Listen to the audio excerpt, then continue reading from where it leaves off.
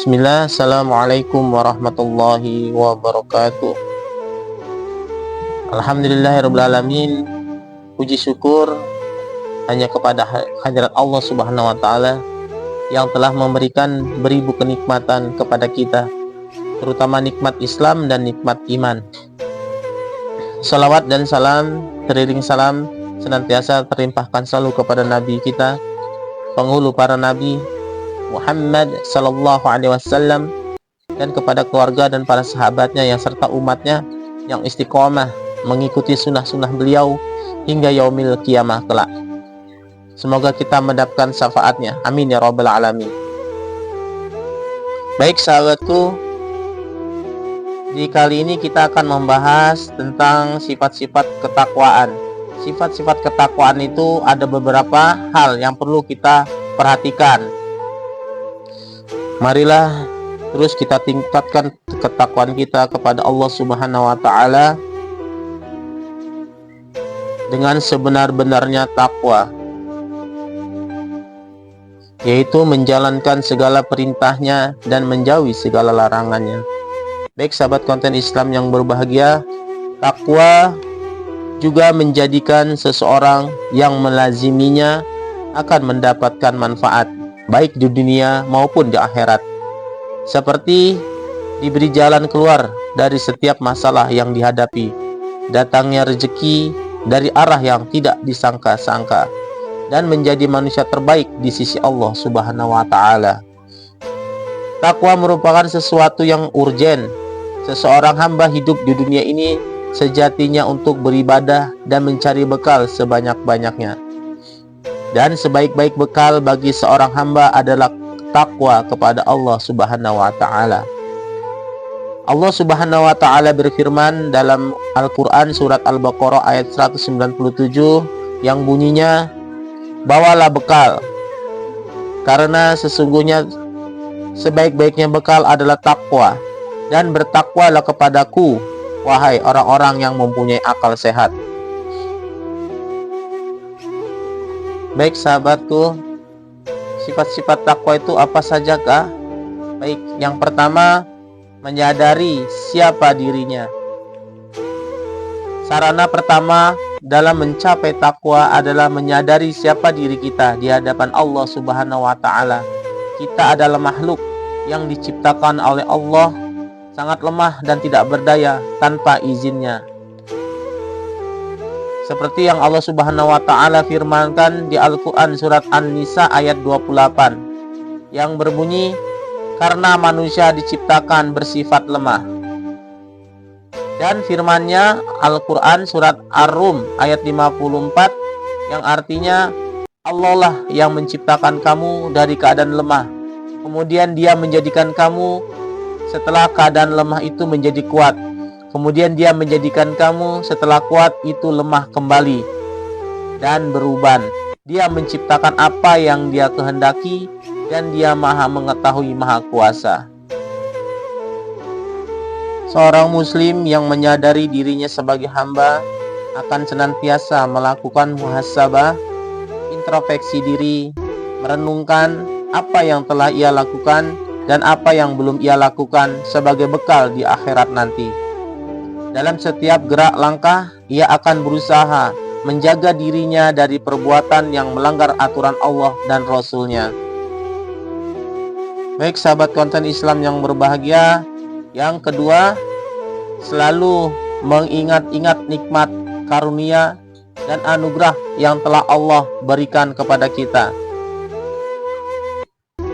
Takwa adalah dengan selalu mengingat nikmat Allah yang diberikan kepada kita. Allah Subhanahu wa ta'ala telah memberikan begitu banyak nikmat, baik yang kita sadari maupun yang tidak kita sadari. Dalam Al-Quran surat Ibrahim ayat 34 contohnya, Allah Subhanahu wa ta'ala berfirman yang artinya, dan Dia telah memberikan kepadamu segala apa yang kamu mohonkan kepadanya, dan jika kamu menghitung nikmat Allah, niscaya kamu tidak akan mampu menghitungnya. Sungguh manusia itu sangat zalim dan sangat mengingkari nikmat Allah Subhanahu wa ta'ala. Jangan sampai nikmat yang Allah berikan malah kita gunakan untuk bermaksiat kepadanya. Ingatlah bahwa segala sesuatu yang kita miliki, baik itu harta, kesehatan, maupun keluarga, adalah semuanya titipan dari Allah Subhanahu wa Ta'ala. Dan pada waktunya kita akan diminta pertanggungjawaban atas apa yang kita perbuat. Nabi Muhammad SAW bersabda, ada dua kenikmatan yang banyak manusia tertipu, yaitu nikmat sehat dan nikmat waktu senggang. Hadis riwayat Bukhari. Baik sahabat konten Islam yang berbahagia, dan yang ketiga, selalu mengingat kematian. Sarana meraih takwa ketiga ini adalah dengan selalu mengingat kematian. Kematian adalah kenyataan yang pasti akan datang kepada setiap makhluk. Dalam Al-Quran surat Ali Imran ayat 185, Allah Subhanahu wa Ta'ala berfirman yang artinya, setiap yang bernyawa akan merasakan mati, dan hanya pada hari kiamat sajalah diberikan dengan sempurna balasanmu. Baik sahabat konten Islam yang berbahagia, mengapa mengingat kematian sangat penting dalam mencapai takwa? Karena dengan mengingat kematian, kita akan selalu berhati-hati dalam berbuat.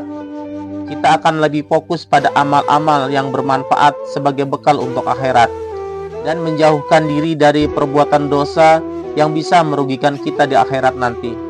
Rasulullah SAW bersabda dalam hadis riwayat At-Tirmizi, perbanyaklah mengingat atau pemutus segala kelezatan, yaitu kematian. Kematian disebut sebagai pemutus kelezatan karena kematian menghentikan segala bentuk kenikmatan dunia.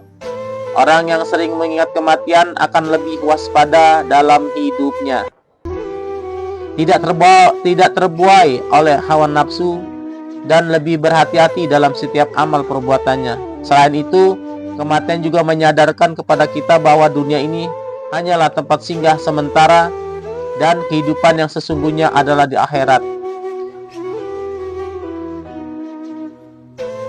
Baik sahabat konten Islam yang berbahagia, kita tidak tahu umur sampai kapan, tidak belia, muda maupun tua, tidak ada yang tahu. Mereka pun bisa merasakan kematian. Setahun yang silam, kita barangkali melihat saudara kita dalam keadaan sehat bugar. Ia pun masih muda dan kuat. Namun hari ini ternyata ia telah pergi meninggalkan kita. Kita pun tahu, kita tidak tahu kapan maut menjemput kita. Entah besok, entah lusa, entah kapan. Namun kematian sudah jelas akan datang. Itu sudah cukup sebagai pengingat yang menyadarkan diri kelalaian kita, bahwa kita pun akan sama dengannya, akan kembali pada Allah Subhanahu wa Ta'ala. Dunia akan kita tinggalkan di belakang. Dunia hanya sebagai lahan mencari bekal. Alam akhirat tempat akhir kita.